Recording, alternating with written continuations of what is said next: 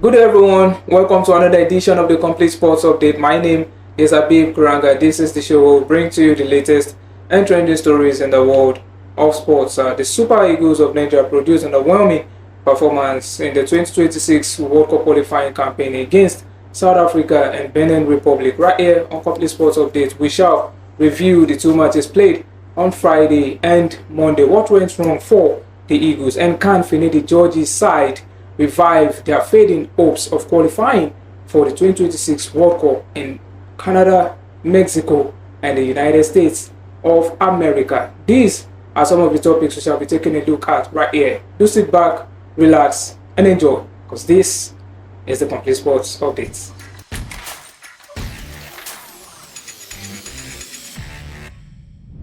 For today's edition, I'm being joined alongside James Agberibi, who is going to give his wonderful, insightful analysis as far as today's episode is concerned. Welcome to the show, James. Thank you very much. Yes, as the Super Eagles of Nigeria gaffer, you would always expect your team to grind out the results, and it's not the case for Finidi George, whose side actually played a draw against South Africa and Benin Republic in the latest series of the World Cup qualifiers. And to be honest with you, it's not really a result most fans, or let me just say all fans of the Super Eagles are actually expected. So what do you have to say about the game in Uyo on Friday, as well as the game that was played in Ivory Coast on Monday? Well, so far so terrible for the Super Eagles. When we were still trying to get over the draw against South Africa, then the worst among them happened. Lost to Benin Republic, a country that never lost to in any competitive game before. Yeah. They suffered our first defeat in the group stage, and they got their second victory, which placed them top of the group, while the Super Eagles are languishing on fifth position. It's getting worse by each match day. So it's now I think it will be so harsh on just heaping the blame on the coach, because after the game a lot of people went for the neck of the coach, that they're even calling for a sack now, but I think that's just too early in the day. Yes. It's just the second competitive game for the Super Eagles. It's fourth overall. Remember, he played two friendly games. So for me, it was a terrible outing. Yes, the game against Benin Republic just summed up the whole campaign so far. It's been so bad. I've never since I've been following the Super Eagles World Cup qualifiers, I've never experienced this kind of terrible performance.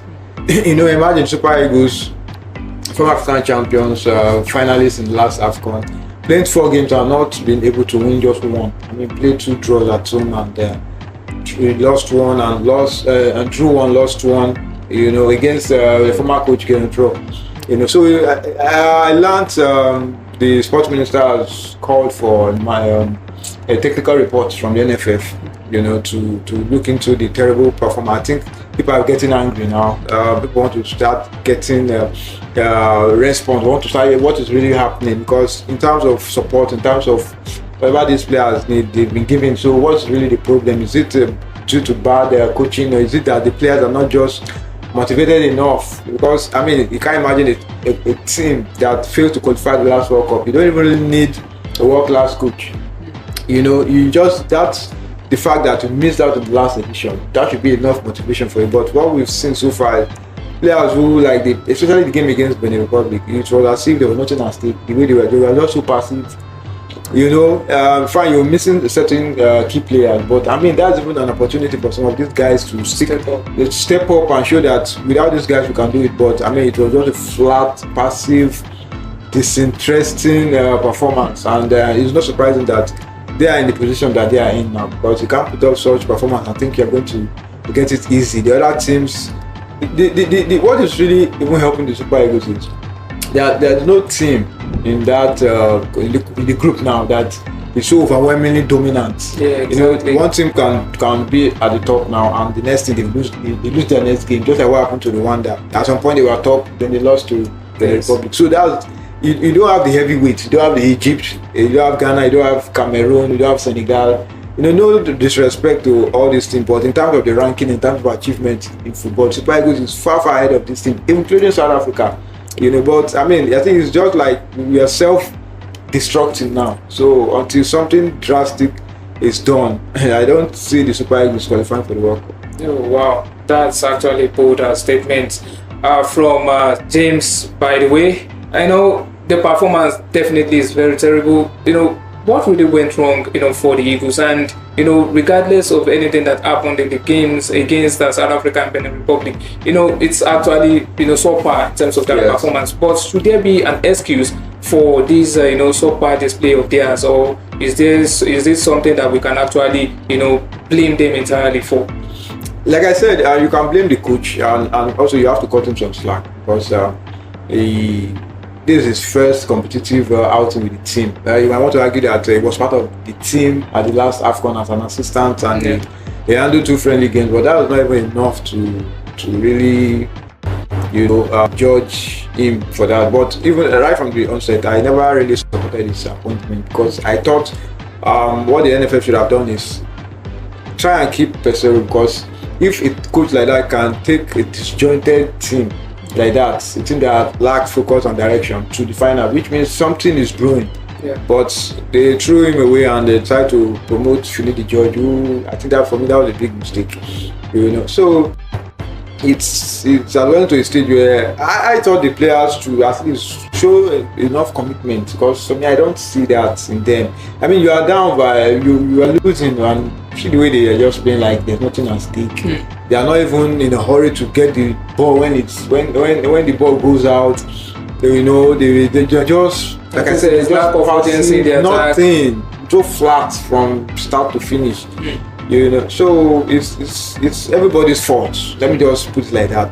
With the NFF, the coach himself, because sometimes his selection too can be so shocking, and the players too, they just don't want to step up to the plate.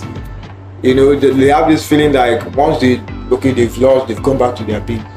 Till next day again match.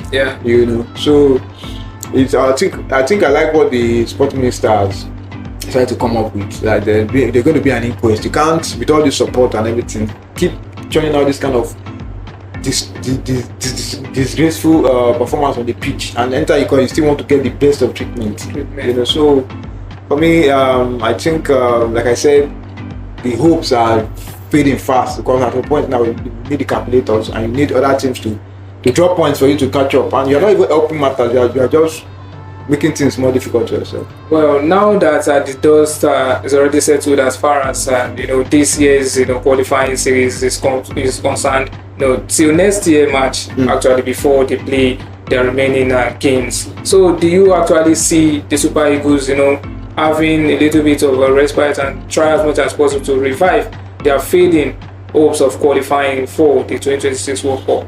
Well, everything, it depends on them if they really want to be at the World Cup. Like I said, for a team that failed to qualify for the last edition, now you don't even need any kind of motivation. You have to be self-motivated, but I don't see that in these guys. They just play like they just come and while they wait time. Maybe you feel by this time they should be on holidays, resting, and they are doing us a favor by coming to play at the qualifier. I mean, look at the Euros. We have players who did very well for their clubs, who won major trophies.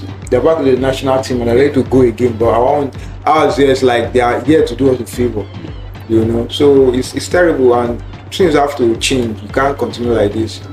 We watched Super Eagles back in days when they used to play in the World Cup qualifiers. They don't. As in, I've never seen them go back to back when they drop points at home. It hardly happens. But this generation of players, I think they are breaking all sorts of negative records. They're giving us all kinds. I think it's that time they just have to sit them down and let everybody say their mind that, like, are you guys still interested in this qualifier, or should just call it off and cede points to other teams? Because there's no point when towards the Super Eagles game is no small fry.